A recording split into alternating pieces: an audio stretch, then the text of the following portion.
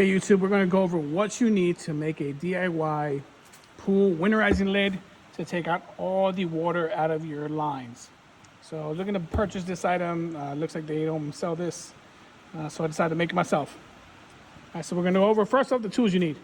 You need a drill, a hole saw, and hopefully something with a drill bit. Again, you want to have that so that way you could have the hole center and you won't have your hole saw jumping around, because if you don't, it's just going to bounce around and scratch it all up and maybe not even do the hole right.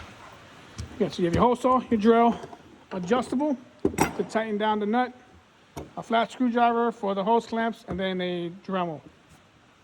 Then here are the things you need to purchase.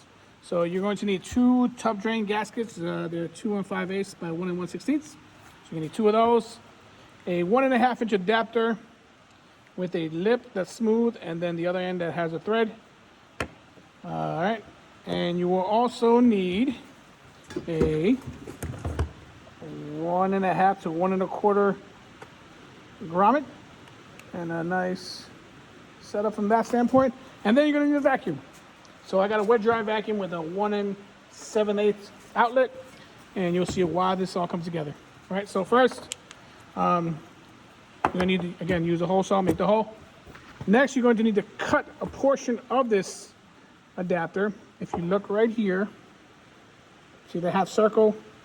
Have to use the Dremel to cut it out because it was actually a full circle. And once I cut it out, everything went nice and flush. So we are good there. So then, once I put this on here, I then took this other gasket, and you watch me go around the other side, set it all up, and you'll see how it goes. Set it all up, perfect.